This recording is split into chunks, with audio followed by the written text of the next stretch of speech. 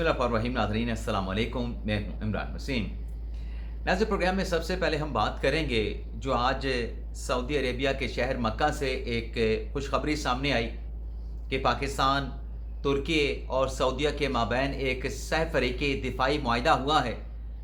इस मुआहिदे में नाज़रीन एक ऐसी ख़ास शिक है जिस पर तहलका मचा हुआ है और इस तारीख़ी मुआहिदे पे तीनों ममालिक के सरबराहान के सिग्नेचर होने के बाद कुछ एतराज़ात भी उठे हैं, कुछ सवालात भी उठाए गए हैं। तो इस मुआहिदे की ख़ास शिक क्या है और इस तहरीरी तारीख़ी मुआहिदे पर एतराज़ क्या उठा है, सवाल क्या उठाया गया है और फिर इस मुआहिदे को तारीख़ी क्यों करार दिया जा रहा है। सबसे पहले तो इस मुआहिदे से जुड़ी जो डिटेल्स हैं वो आपकी खिदमत में पेश करेंगे और इसके बाद पाकिस्तान तहरीक-ए-इंसाफ से जुड़ी ख़बरों की जो तफसीलात हैं उनसे भी आप नाज़रीन को आगाह करेंगे।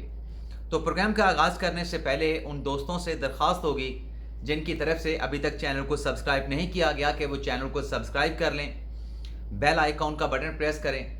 वीडियो पसंद आए तो इसे लाइक और शेयर ज़रूर कीजिएगा। नाज़रीन, वज़ीर आज़म शहबाज शरीफ अपने आला सतह के डेलीगेशन के साथ जब गुज़िश्ता रोज़ सऊदी अरेबिया के लिए रवाना हुए तभी ये ख़बरें सामने आना शुरू हो चुकी थी कि पाकिस्तान, सऊदी अरेबिया और जो तुर्की के सदर तैयब उर्दगान सऊदी अरेबिया पहुँच रहे हैं। तीनों ममालिक के माबैन एक तारीख़ी मुआहिदा होने जा रहा है। तीनों ममालिक के जो सरबराहान हैं, वैसे तो सऊदी वली अहद शहज़ादा मोहम्मद बिन सलमान जो हैं वो अभी सरबराह तो सऊदी अरेबिया की हुकूमत के नहीं बने हैं, लेकिन उनका किरदार जो है वो सरबराह जैसा ही है। तैयब उर्दगान पहुँचे, वज़ीर आज़म शहबाज शरीफ साहब पहुँचे और आज जुमा नमाज के बाद ये खुशखबरी सामने आई कि तीनों ममालिक के माबैन जो दिफाई स्ट्रेटेजिक मुआहिदा है उस मुआहिदे पे दस्तखत हो गए हैं। तीनों ममालिक में ये दिफाई स्ट्रेटेजिक जो मुआहिदा है ये तय पा गया है। अब इस मुआहिदे की खबर फ्लैश होने के बाद या खबर सामने आने के बाद पूरी दुनिया के मीडिया का, सोशल मीडिया का जो फोकस था इस सहफरीकी मुआहिदे पे था। अब इस मुआहिदे को तारीख़ी क्यों कहा जा रहा है और इसका ख़ास नुक्ता क्या है, उस पर आने से पहले जो एतराज़ किया गया, जो सवाल उठाया गया, उस पर हम बात कर लेते हैं।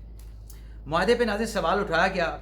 ईरान के एक सियासी रहनुमा है, मजलिस शुरा के रुकन है इब्राहिम रज़ाई, उनकी तरफ से तीनों ममालिक के माबैन होने वाला जो मुआहिदा है, जिसमें सऊदी अरेबिया एक मुआशी ताकत भी है, एक अस्करी ताकत भी है, तुर्की भी एक मुआशी ताकत भी है, एक अस्करी ताकत भी है और पाकिस्तान मुआशी ताकत भी है। ठीक है, मुआशी बहरान का भी सामना है, मुआशी ताकत भी है, अस्करी ताकत भी है और एटमी ताकत भी है। अब तीनों ममालिक के माबैन जो एग्रीमेंट हुआ है, जो डिफेंस पैक्ट हुआ है, ईरान की मजलिस शुरा के एक रुकन इब्राहिम रज़ाई क्या कहते हैं कि ये महज एक कागज़ का टुकड़ा है और अपने एक्स पे जारी किए गए बयान में ईरानी रहनुमा इब्राहिम रज़ाई कहते हैं कि ये मुआहिदा सऊदी अरेबिया की सिक्योरिटी लेकर नहीं आएगा।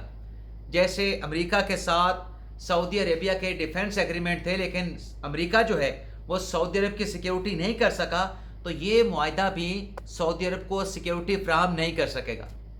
इब्राहिम रज़ाई साहब की तरफ से कहा गया कि ये इस किस्म के मुआहिदे करने के बजाय सऊदी अरेबिया को अपनी पॉलिसीज़ जो है उनको तब्दील करना चाहिए।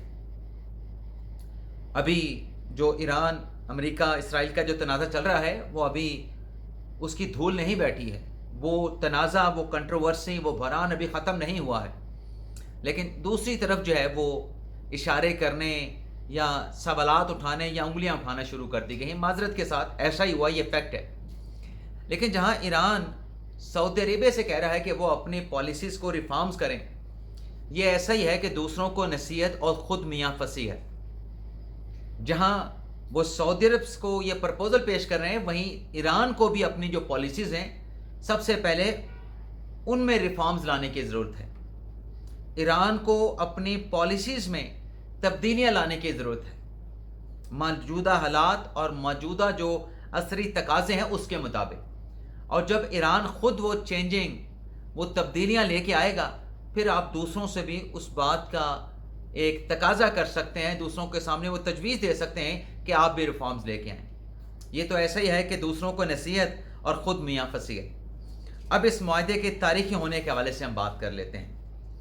ناظرین، یاد رہے کہ اسلامی ممالک کی جو تنظیم ہے OIC، وہ ڈیکڈ سے قائم ہے، اور ہمیشہ اس بات کی کمی محسوس کی گئی کہ جیسے ویسٹ کنٹریز کا نیٹو کی طرز پہ ایک عسکری اتحاد، ایک عسکری الائنس موجود ہے، ویسا ایک اتحاد جو ہے وہ مسلم ممالک کا بھی ہونا چاہیے۔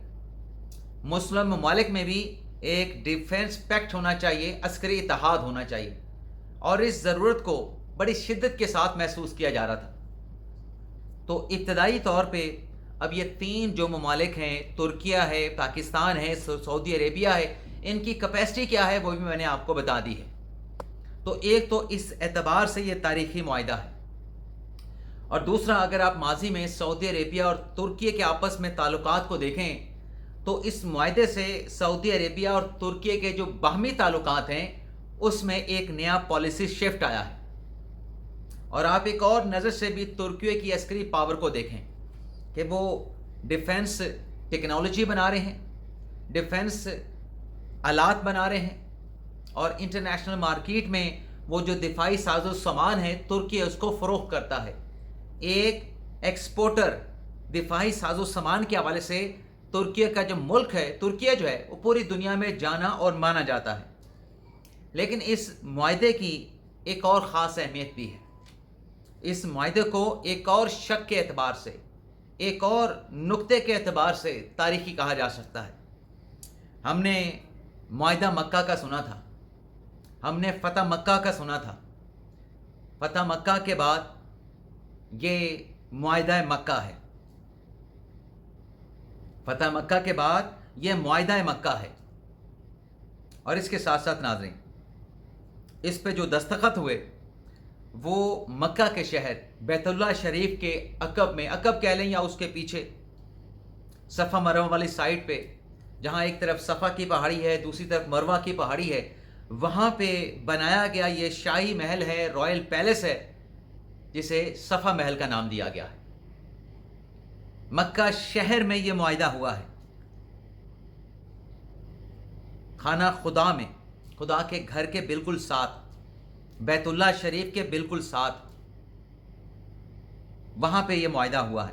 اور پھر آپ نے یہ بھی دیکھا کہ اس معاہدے پہ سگنیچر کرنے کے بعد جو تینوں سربراہان تھے وہ نماز جمعہ ادا کرنے کے لیے بیت اللہ شریف بھی اکٹھے کھڑے تھے، اور بالکل واکنگ ڈسٹینس ہے۔ میں نے کہا نا کہ بالکل وہ جو صفا محل ہے وہ ایسے ہی ہے کہ 50 میٹر کا بھی فاصلہ نہیں ہے، بلکہ 20 میٹر کا بھی فاصلہ نہیں ہے بیت اللہ شریف سے اس محل کا۔ سامنے کلاک ٹاور ہے، اس کے اپوزٹ جو ہے یہ الصفا پیلس ہے، رائل پیلس ہے۔ اب اس معاہدے میں ہے کیا؟ یہ ڈیفنس ایگریمنٹ ہے، یعنی ایک ملک پہ حملہ، تینوں ملکوں پہ حملہ تصور کیا جائے گا۔ لیکن یہ اتحاد اس لیے نہیں بنا کہ یہ لشکر کشی کر کے دنیا کو یہ تینوں ممالک جو ہے وہ فتح کرنے کے لیے نکلیں گے۔ یہ دفاع اس لیے بنا ہے کہ اگر لشکر کشی ہوتی ہے ان تینوں ممالک پہ، سعودی عربیہ پہ، پاکستان پہ اور ترکیہ پہ، تو اس لشکر کشی یا اس جارحیت کا جو ہے اس دفاعی ایگریمنٹ کے ذریعے جو ہے وہ جواب دیا جائے گا۔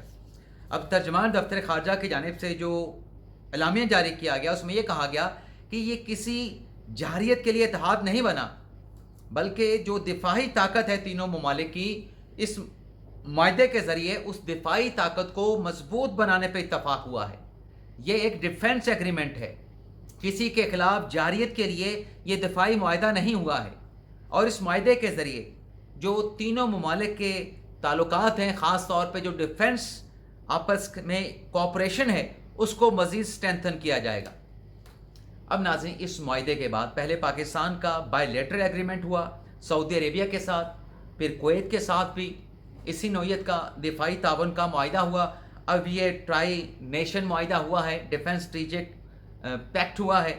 تو یہ کیسے ہو سکتا ہے کہ پاکستان ایک انٹرنیشنل کھلاڑی کے طور پہ ابھر کے سامنے آئے، انٹرنیشنل گیم میں پاکستان کا ایک بڑا رول ہو، انٹرنیشنل پولیٹیکل گیم کہہ لیں یا کوئی بھی آپ اس گیم کو نام دے دیں، اور پاکستان خود جو ہے وہ عدم استحکام کا شکار ہو یا پاکستان میں انتشار ہو؟ तो जहां पाकिस्तान अपना इंटरनेशनल इस किरदार को एक इंटरनेशनल खिलाड़ी के तौर पे लेके चलेगा, वहीं ये मुमकिन नहीं कि मुल्क में अदम इस्तेहकाम हो। मुल्क में इस्तेहकाम होना, इंतशार का ख़ात्मा होना नहायत ज़रूरी है।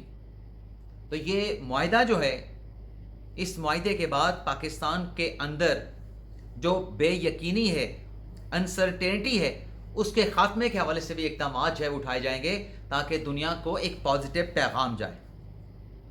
अब नाज़रीन बात कर लेते हैं जो PTI से जुड़ी ख़बरें हैं, उनकी तफसीलात से आपको आगाह करते हैं। कल ये ख़बर सामने आई कि जो स्पीकर साहब के साथ आमिर डोगर साहब ने मुलाकात की है, जिसमें तारिक फजल चौधरी साहब भी मौजूद थे, उस मुलाकात में PTI को मुज़ाकरात की पेशकश की गई। लेकिन आज अय्याज सादिक साहब ने कैटेगोरिकली ये कहा है कि मैंने तो तौबा कर ली है कि पाकिस्तान तहरीक इंसाफ की क़यादत को मुज़ाकरात का नहीं कहना। अय्याज सादिक साहब कहते हैं कि मैंने बातचीत का, मुज़ाकरात का ऑफ़र इसलिए PTI को नहीं कहना क्योंकि ये लोग संजीदा नहीं, गैर संजीदा हैं और ये मुज़ाकरात बातचीत करना ही नहीं चाहते।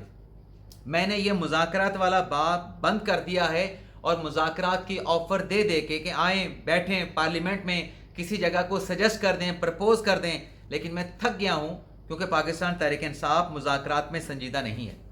अय्याज सादिक साहब कहते हैं कि अगर मुज़ाकरात की ऑफ़र कोई तारिक फजल चौधरी साहब ने की है तो मेरे नॉलेज में नहीं। अय्याज सादिक साहब का यह भी कहना है कि प्राइम मिनिस्टर ने अपोजिशन को मुज़ाकरात की ऑफ़र की, पार्लिमानी कमेटी बनी, लेकिन इनकी तरफ से जो रवैया था वो इंतहाई गैर संजीदा था। अब यहाँ पे एक और ट्विस्ट भी आया है। जो इमरान खान साहब के हुक्म पे तहरीक इंसाफ के रहनुमाओं ने स्टैंडिंग कमेटी छोड़ दी थी, स्टैंडिंग कमेटी की चेयरमैनशिप को छोड़ दिया था। आज अय्याज सादिक साहब ने यहाँ तक भी कह दिया है कि कायमा कमेटियाँ तो आपने छोड़ दी, कायमा कमेटियों की चेयरमैनशिप को भी आप मतलब प्रिजाइड नहीं कर रहे, उन कमेटियों के इजलास को। तो जो स्टाफ आपको मिला हुआ है, जो गाड़ियाँ आपको मिली हुई हैं, जो दीगर मरात आपको मिली हुई हैं, वो तहरीक इंसाफ के लोग वापस कर दें ताकि उन्हें किसी और जगह पर जो है उस स्टाफ को यूटिलाइज़ किया जा सके।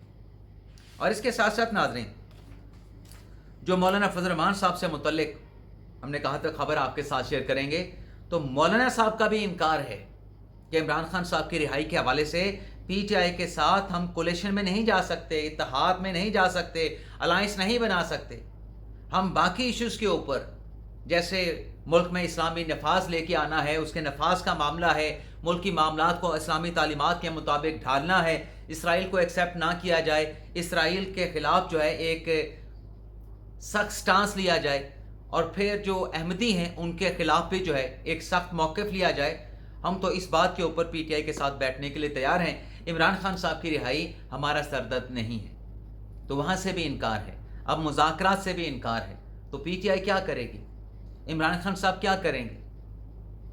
अब वहाँ से जवाब ये आ रहा है कि ये संजीदा नहीं है। लेकिन बात ये है कि जहाँ PTI को कहा जा रहा है कि वो संजीदा नहीं है, PTI को जहाँ खुद भी संजीदगी का मुजाहरा करना चाहिए, वहाँ हुकूमत का अपर हैंड होता है।